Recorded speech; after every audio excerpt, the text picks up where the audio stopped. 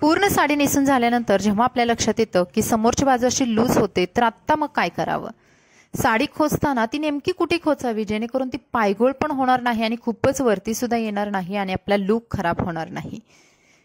पदर करताना अगदी व्यवस्थित प्लीट बनवलेल्या आहेत, पण जेव्हा पिन लावायची वेळ येते आणि प्लीट सर्व निसटतात त्यावेळेस काय करावं?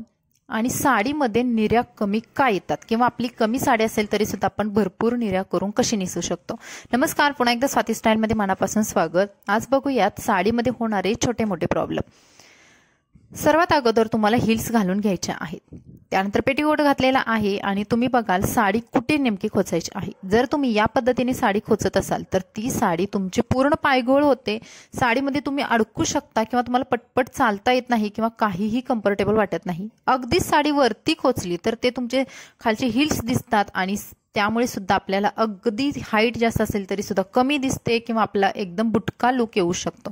त्यामुळे प्रॉपर साडी कुठे खोचायची दाखवलेलं आहे। तुमचे अगदी हिल्स थोडेसे दिसले पाहिजेत, म्हणजे तुम्ही जमिनीला सुद्धा साडी टेकवायची नाही जेणेकरून आपली साडी खराब होणार नाही किंवा खूप उंच अशी किंवा खूप वरती अशी नेसायची नाही। पाठीमागून सुद्धा तुमचे थोडेसे नॉर्मल हिल्स दिसले पाहिजेत, ही एक टिप आहे। किंवा तुम्ही चप्पल घालत असाल तर ती नॉर्मल दिसली पाहिजे।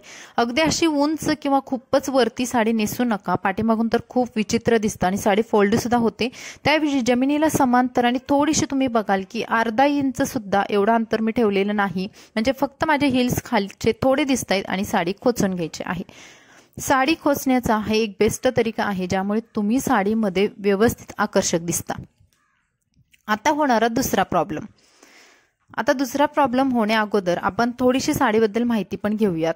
आता साडी अशा पद्धतीने आपल्याला पदर करायचा आहे। पदर कसा करावा, कोणत्या साडीच्या पदराची पद्धत कशी आहे हे सर्व मी अगोदरच्या व्हिडिओमध्ये शेअर केलेलं आहे, तरी सुद्धा इन शॉर्ट सांगते।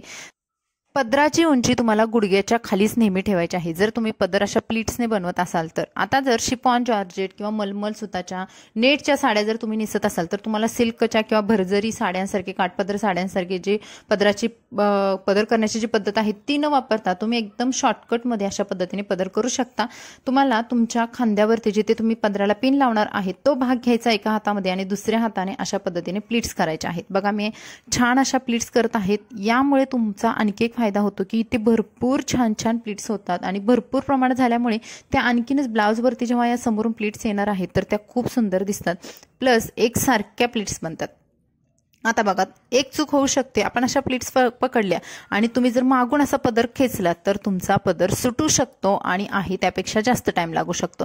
तर हे टाळण्यासाठी तुम्हाला काय करायचं आहे बघा, अशा पद्धतीने जर आपण पदर केला असेल तर सुरुवातीला मागून पदर ओढायचा नाही, तर जिथे आपण पदर अशा प्लीट्स बनवले आहेत त्याच्या पुढच्या साईडला आपल्याला अशा पद्धतीने दुसऱ्या हाताने प्लीट्स गोळा करायच्या आहेत आणि त्या प्लीट्स हाताने घ्यायच्या आणि दुसऱ्या हाताने जो पदर पकडला होता तो सोडून द्यायचा। तुमच्या प्लीट्स कुठेही हालत नाही किंवा कोणतीही प्लीट बाहेर येत नाही। आता जर आपल्या मानेजवळ जर प्लीट मोठी होत असेल किंवा खूपच गळ्यावरती येत असेल तर तुम्हाला इथे छोटा फोल्ड करून पदराला पिन लावून ब्लाउज सोबत सिक्युअर करायचा आहे। आता होणारा मेजर प्रॉब्लेम म्हणजे जेव्हा पदर करून झालेला आहे पण पदर समोरून लूज होतोय, तर त्यासाठी काय करायचं आपण पुढे बघणार आहोत। तुर्तास आपण इथे बघा मागून ज्या मैत्रिणी चुका करतात की तुम्ही पूर्ण प्लेन किंवा एकदम समांतर घ्यायला बघता पदर किंवा प्लीट आहे ती, तर जर तुमची कंबर पूर्ण झाकायची आहे आणि तुम्हाला अशा पद्धतीने तुम्ही समांतर किंवा पूर्ण प्लेन घेत असाल तर तसं करू नका, क्रॉस करा, म्हणजे तिरपा भाग करा साडीचा, तेव्हाच तो कमरेजवळचा भाग आहे तो व्यवस्थित येतो। आता जर तुम्हाला साडी तुमची मोठी आहे, तुम्हाला भरपूर प्लीट्स मिळत असतील, निर्या मिळत असतील तर ठीक आहे, पण जर तुमची साडी छोटी आहे आणि निर्या खूप कमी येत आहेत तर तुम्ही ही पद्धत वापरू नका। आता ह्या पद्धतीमुळे काय होईल बघा, तुमच्या कमरेजवळचा भाग अगदी व्यवस्थित येईल, साडी सुद्धा सिक्युअर होईल, पण बघा साडीचा समोरचा भाग किती थोडा राहिलेला आहे, यामध्ये हार्डली 3 ते 4 निर्या होतात आणि त्या सुद्धा आपल्याला व्यवस्थित समोरून पडलेल्या दिसत नाही, त्यामुळे साडीचा लुक पुन्हा खराब होतो। मग अशा वेळेस काय करायचं, तर तुम्हाला काय करायचं आहे, आपण जे कमर फिटिंग किंवा साइड फिटिंगची जी ही पद्धत आहे ही ज्या साड्यांची उंची किंवा ज्या साड्यांची लेंथ कमी आहे त्यासाठी तुम्ही ही पद्धत वापरा। आता मी जी व्हिडिओमध्ये दाखवले तर तुम्हाला काय करायचं आहे, कमरेजवळ अशा पद्धतीने साडी घेऊन यायचं, एक पिन घ्यायची आणि बरोबर आपले बेली बटन आहे, बेंबी आहे, तर तिथे ती पिन लावून घ्यायची आहे। आणि बघा आता भरपूर तुम्हाला साडीचा पोर्शन मिळतो, कारण आपण सुरुवातीला जे ट्विस्ट केलं होतं त्यामध्ये भरपूर साडी आपली गेली होती आणि त्यामुळे आपल्याला इथे 1 ते 2 एक्स्ट्रा अजून प्लीट्स मिळतात। त्यामुळे ही पद्धत वापरा, साधी पिन लावून द्या। निर्या करताना जर समोरच्या निऱ्या जर कमी येत असतील किंवा साडी कमी असेल तर अशामध्ये निऱ्या करताना तुम्ही खूप मोठ्या मोठ्या करू नका, मीडियम साईजच्या किंवा त्यापेक्षा थोड्या छोट्या केल्या तरी चालते, जिथे तुम्हाला 5 ते 6 निऱ्या मिळतील आणि समोरचा लुक सुद्धा सुंदर दिसतो. निऱ्या कमी असतील तरी सुद्धा साडी चांगली वाटत नाही. तर या छोट्या टिप्स आपल्याला बघायच्या आहेत आणि फॉलो करायच्या आहेत, जेणेकरून तुम्ही कशाही पद्धतीची साडी असू द्या, कोणत्याही प्रकारची साधी साडी सुद्धा तुम्ही सुंदर नेसू शकता आणि सुंदर दिसू शकता. निऱ्या अशा पद्धतीने खोचून दिल्या. आता बघा होणारा मेजर प्रॉब्लेम, साडी पूर्ण नेसून झाली आणि ही जी समोरची पायावरती येणारी प्लीट आहे ती खूप लूज झालेली आहे. अशा वेळेस काय करायचं, ब्लाऊजला लावलेली पिन आहे ती काढायची आणि फक्त बॉर्डरची प्लीट आहे, म्हणजे जिथे आपला काट आहे, किनारे आहे साडीची, तीच प्लीट फक्त आपल्याला थोड्या म्हणजे 2 ते 3 इंचांनी किंवा 1 ते 2 इंचांनी तुम्हाला अशी वरती ओढून घ्यायची आहे. वरती ओढल्यामुळे काय होईल, तो भाग टाईट होईल आणि ही पिन पुन्हा पदराला लावून घ्यायची ब्लाऊज सोबत.